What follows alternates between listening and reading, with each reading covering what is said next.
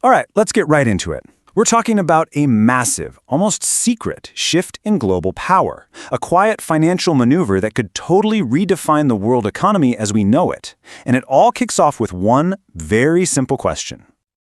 For generations, if you asked anyone, and I mean anyone this question, the answer was always the same. It was the bedrock of, well, pretty much everything. When countries or big corporations wanted to park their cash somewhere absolutely secure, they all ran to the same place. That's right, U.S. government debt.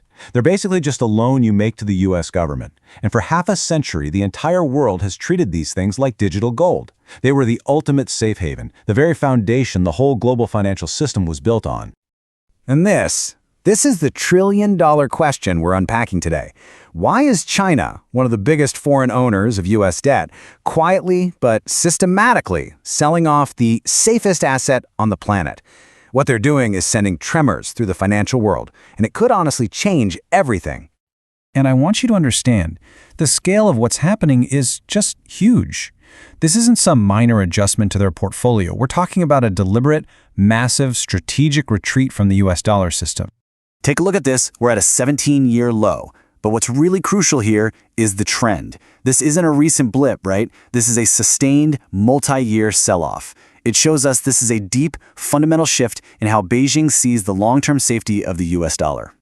So these bonds are basically the fuel for the U.S. economy. It's how America funds its massive spending.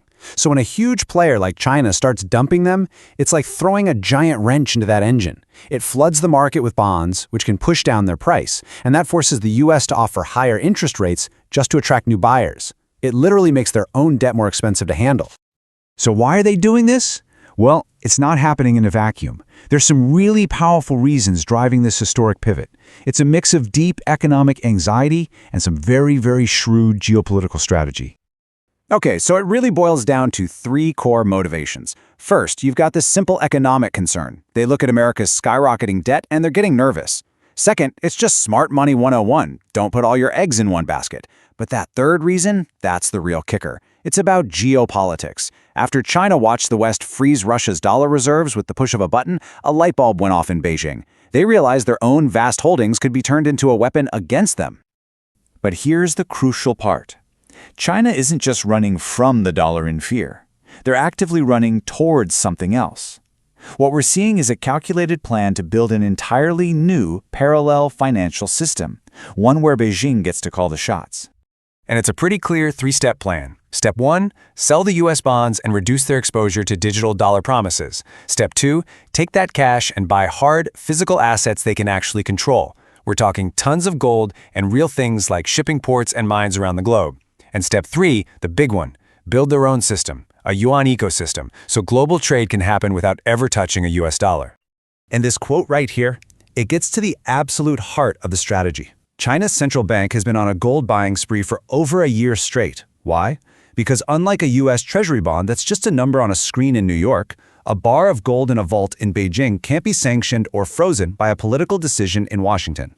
It is the ultimate financial insurance policy. Okay, so this is where the plot really thickens. China isn't just playing defense with gold, it's going on offense, and it's targeting the very foundation of the dollar's global power, the oil trade. For decades, oil has been priced and sold in dollars, which creates a constant, massive global demand for American currency. So look at this. The old system is on the left, the petrodollar. Nations buy oil in dollars. Oil exporters take those dollars and buy U.S. bonds. It's a perfect loop for the U.S. But on the right is the new loop China is trying to build. As the world's biggest oil importer, they're going to places like Russia and the Middle East and saying, "We'll buy your oil, but we're paying in our currency, the yuan." And those countries can then use that yuan to buy Chinese tech and goods, cutting the U.S. dollar out completely. And here is the absolute masterstroke in their strategy. China knows the world doesn't trust the yuan the way it trusts the dollar. So to sweeten the deal, they've made this incredible promise. Any country that accepts yuan for its oil can go straight to the Shanghai Exchange and swap that yuan for physical gold, instantly. They are literally backing their paper money with a hard asset to build trust. So what we're watching now is a new kind of economic Cold War. It's like a high-stakes chess match. The U.S. raises interest rates to make holding dollars more appealing. China counters by selling more bonds. The U.S. imposes tech sanctions.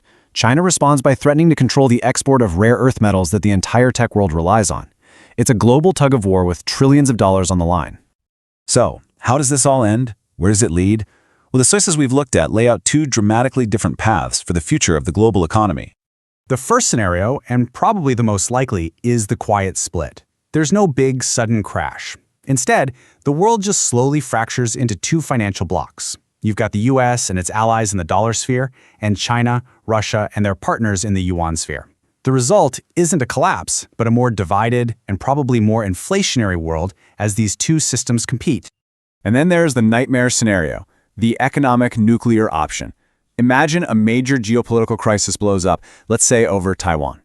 China could use its remaining bond holdings as a weapon, dumping hundreds of billions of dollars of U.S. debt on the market all at once.